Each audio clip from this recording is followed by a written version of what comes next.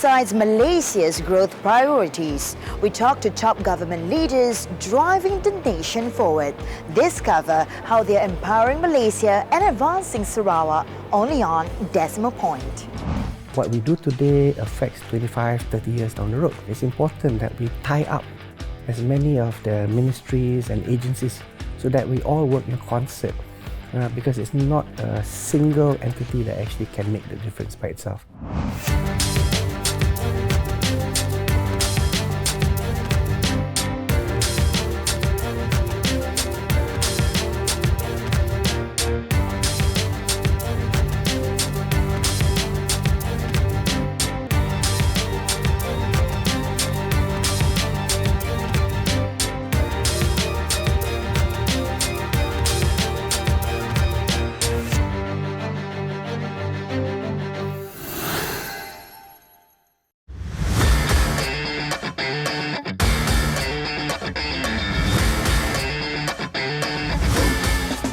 Budget 2026, also known as the 4th Madani Budget, is the first under the 13th Malaysia Plan. It sets the stage for growth, drives development and puts money back into the pockets of Malaysians.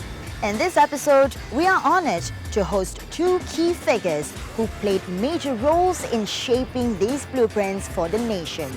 How are they empowering Malaysia and advancing Sarawak?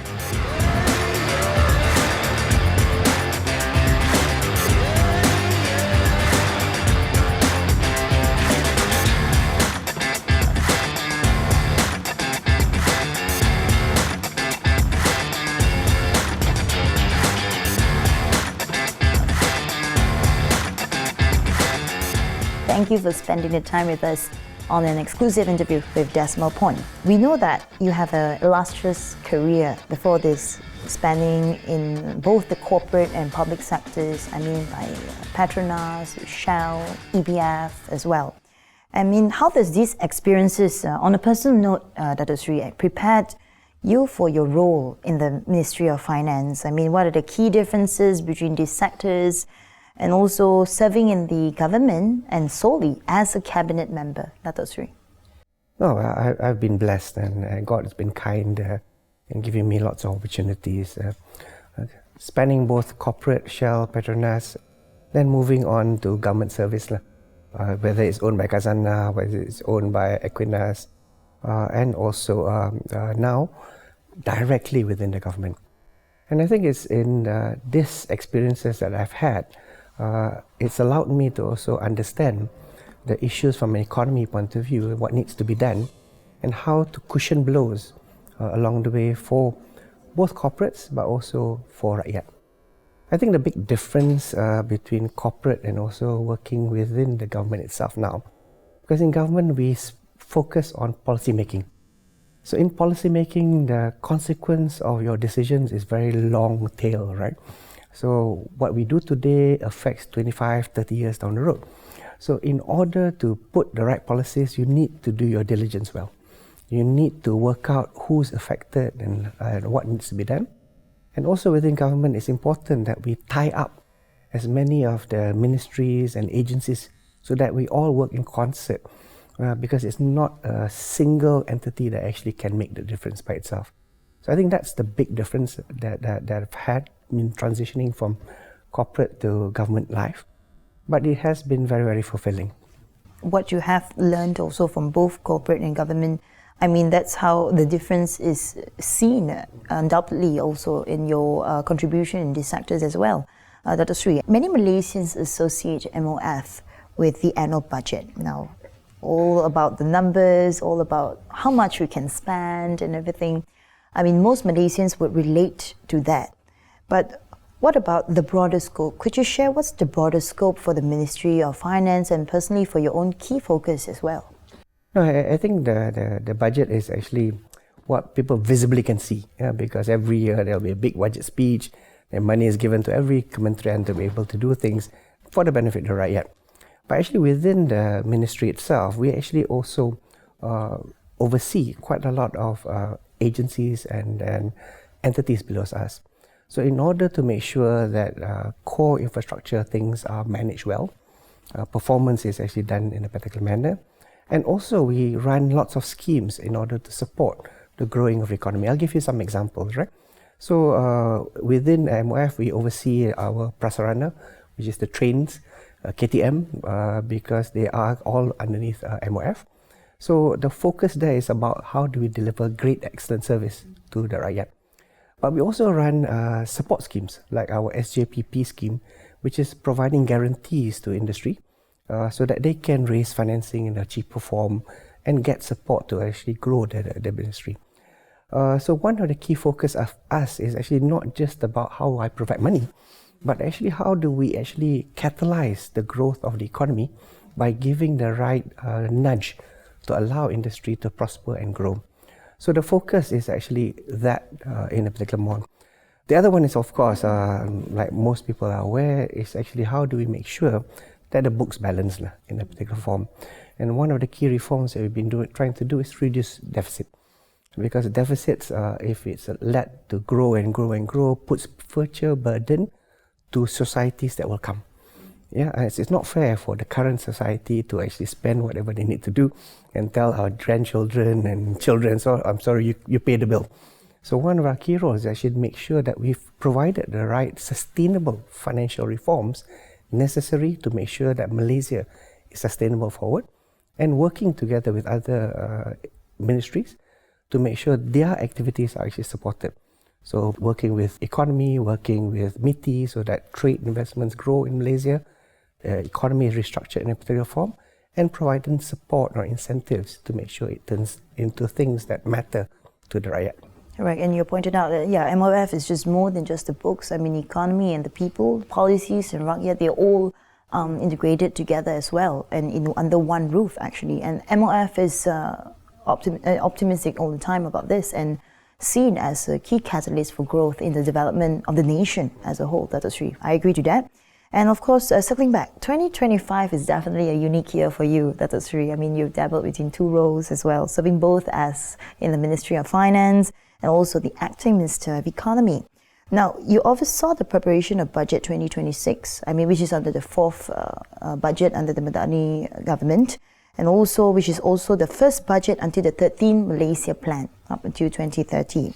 Could you share how do your ministries align this with other ministries which are also in this, and how do you deliver the major frameworks as a whole? I think the country has clarity of where it wants to go. When we launched our Economy Madani framework in July 2023, it sets out the key drivers for the economy in terms of how do you increase economic complexity, how do you lift the floor, make sure that the rakyat is not left behind, by improving the fiscal discipline and governance within the country. RMK 13 is actually the medium-term plan to execute the Economy Madani framework. And inside that, it focuses in terms of reforms that we need to do. So you see things like labour market reform, education reform, healthcare reform and stuff, because this builds the foundation that supports the Economy Madani framework. And if you dial down to the budget provides money that aligns with this reform agenda that we want, that will deliver the Economy Madani framework. So it's all connected in one. What we've discovered in the government that is most important for us to do is it cannot be done in isolation. It needs to be done with consultation along the way. So in this instance, I think PM has spent a lot of time having conversations, discussions with the various states to make sure we understand the priorities that's required in every state that we go to, and also getting feedback from general public, NGOs and so on, so that when we build the budget itself, it addresses the various competing items that needed. But ultimately, what we need to do is push the country ahead to become a developed nation by 2030. And that's similar to where Sarawak aspires to be too. Likening to your statement as well on the post-COVID-19 development strategy for Sarawak till 2030 as well, and hopefully this is all also integrated, and we're looking for a better economic outlook for 2026 and until 2030. Once again, thank you so much, Dato' Sri, for being with us today on Decimal Point. Thank you very much for having me. The key priorities is moving from building a resilient Malaysia into an accelerating intelligence-driven growth, high valuation creation business.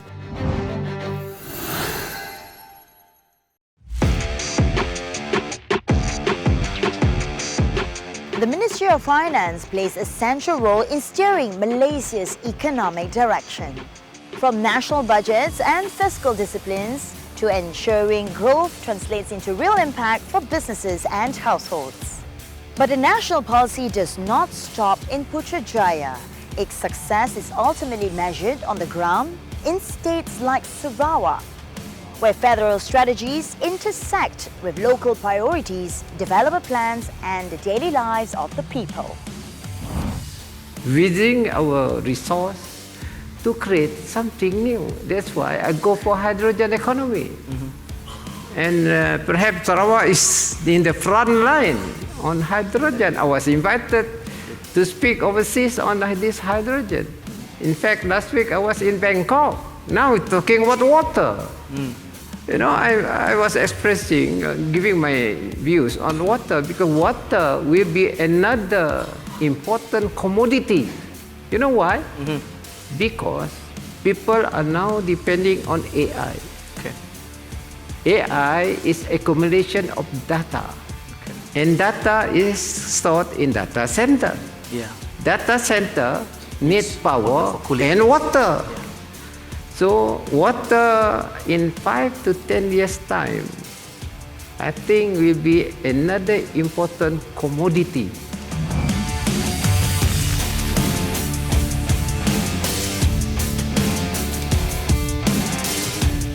Encik Nizam, as we move now into the 13 Malaysia plan, what is its biggest change in priorities compared to the previous one?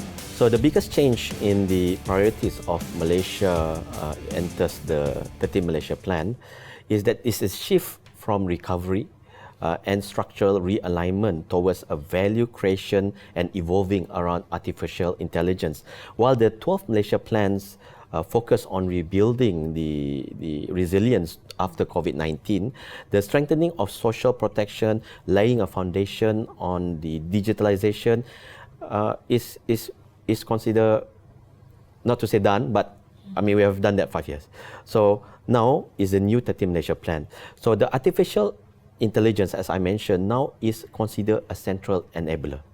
And rather than it become just a supporting tools, it's going to be involved around our life. And stronger emphasis on scaling based on AI, advanced technology, using AI to drive productivity and competitiveness and inclusive growth. This is what the 13 Malaysian plan is all about. So the priority now shift towards this AI. And across, we're talking about almost all the key sectors are going to be involved. Like for example, manufacturing, healthcare, agriculture, even public services nowadays, we are talking about AI.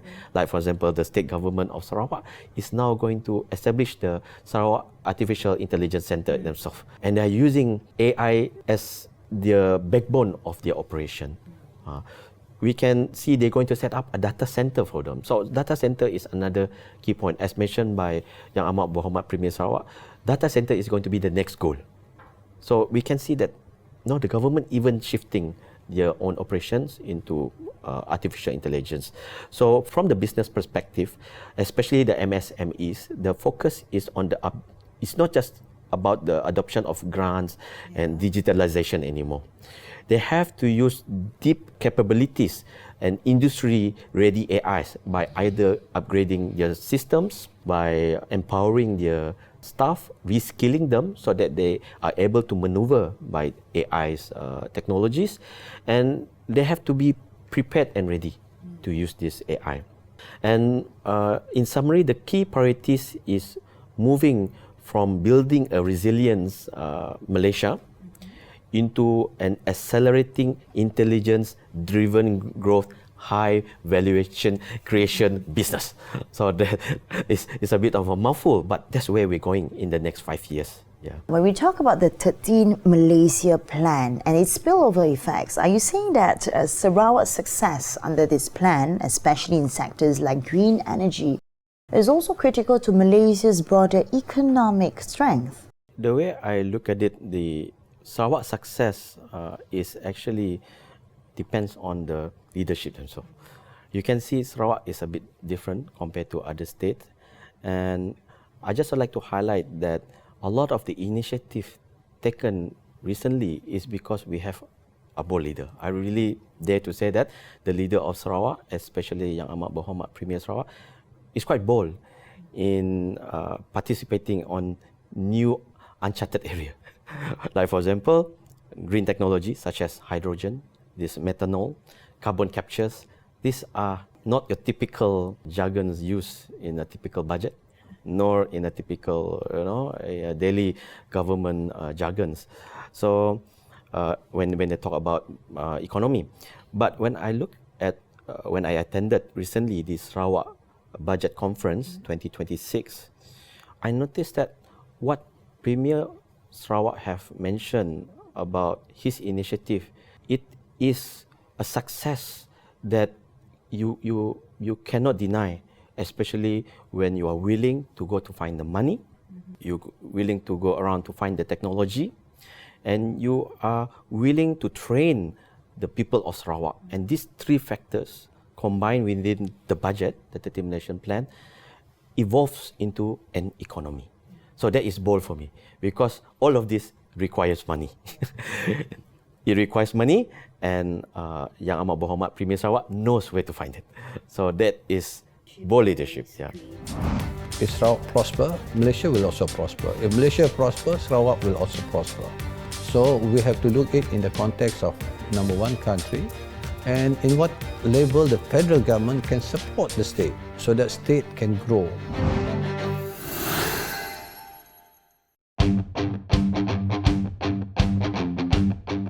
So how do national fiscal decisions translate into real outcomes for Malaysians?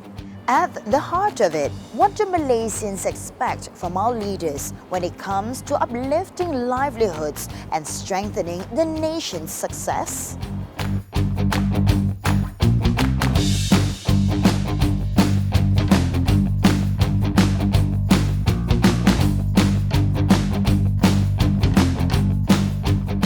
Good afternoon, Dato' Amar, and also thank you so much for being with us on an exclusive interview in this episode on Decimal Point, Dato' Amar. Good afternoon. Thank you for the opportunity. Thank you. And also, we know that you had a very insightful session earlier at the post-budget conference. Viewers hear about subsidy rationalisation and also big budget numbers. Now, we know, Dato' Amar, bottom line, how does the 2026 Madani budget put money back into the pockets of Sarawakians? Dato' Amar. First of all, 2026 budget at its core the budget is more targeted, but at the same time it's more practical. So with the targeted budget, whatever saving goes back to the people. So the federal government has introduced SARA, has introduced so many other programs that goes direct to the people. Some are going either through, for example, the Budi Madani program, where people register online and so on. Everything now is working very well, in fact. So this, the whole idea is so that the saving from the subsidy, rationalization of the subsidy and so on, it goes back to the people, it goes back to the development, for us to do road, for us to do hospitals, schools and so on.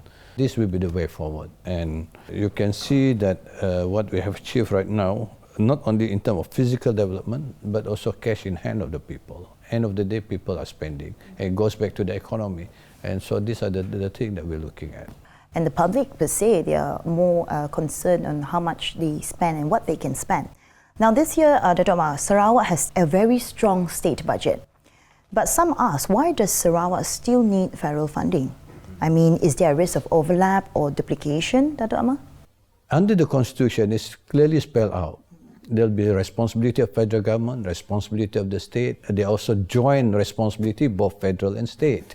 There won't be any overlapping because the process itself, for example, when we construct RM13, and also even every year budget, there'll always be consultation. The state will put up their list. These are their wish lists, also their priorities. So end of the day, it will be scrutinized by Ministry of Economy, looking into all the aspects. Number one, the national agenda, in what way we can suit the requirement or the request of the state. So, but mostly 90% of whatever requested by the state will be approved. But the more important thing right now is It's not about allocation of fund, but how effectively and efficiently we can implement whatever has been approved. So, for example, this year, the state has been approved about 6 billion. So, it's critical to make sure that 6 billion is fully spent for whatever purpose or whatever project that has been approved. But most of the time, not only Sarawak, but throughout Malaysia, some state, even some ministry, only spend about 80 to 90 %. So we need to look into mechanism to make sure whatever we have planned, whatever has been approved, it has to be spent effectively, wisely, within the budget already approved, so that end of the day, it goes not only for economic performance of the country, the state, but also it goes back to the people. In particular project, amenities project, for example, hospital, people need it, so that we can provide a good healthcare for the people. So that's critical for us to make sure effective and efficient implementation of projects and also program. So that's why even our Prime Minister now has to make sure that all ministry will create a monitoring system. So to be reported monthly, whatever projects or program that has been approved. So the task force is already established, so that there'll be also task force between state and federal.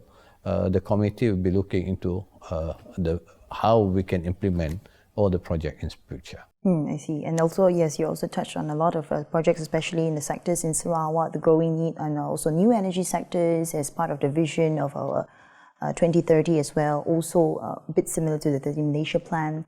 And you pointed out a lot on the medical sector as well, which is crucial because it puts back into the facilities for the public. I mean, Sarawak is often described to have its own fiscal autonomy, Dato' Amar. But in your opinion, what does it actually mean in numbers? And having said that, why should the people or Malaysians outside Sarawak care? I would say if Sarawak grow, if Sarawak prosper, Malaysia will also prosper. If Malaysia prospers, Sarawak will also prosper. So we have to look at it in the context of number one, country, and in what level the federal government can support the state so that state can grow. So less dependent on federal funding. For example, state of Sarawak, when they grow in terms of the economic perspective, expansion of their economic activities, so they're able to, in fact, help the federal government. For example, the dilapidated schools, the bridges and so on. If you recall, there at one time, those projects that has been approved was cancelled, then the state are able to take over. So end of the day, it's helping not only development in the state, but it's actually helping to ease the financial burden at the federal level. So this is where I think we need to work closely between federal and state. More importantly is to make sure that if federal prosper, the state will also prosper. If state prosper, they will also help the financial capacity of the federal government. Correct, and I agree, and that's very well said, Dato' Amar. Thank you so much once more on having this integrated topic as well on if one state prosper and the federal will prosper, and this is why the post-budget conference, I think, is in line with that theme as well. Thank you so much for the exclusive interview, Dato' Amar. Thank you to TVS, thank you to you also. Policy and budgets drive a nation forward with attention given to every state and religion. From strategy to real impact on people's lives, progress happens when there's clear and competent leadership. For more economic insights, stay tuned on Decimal Point.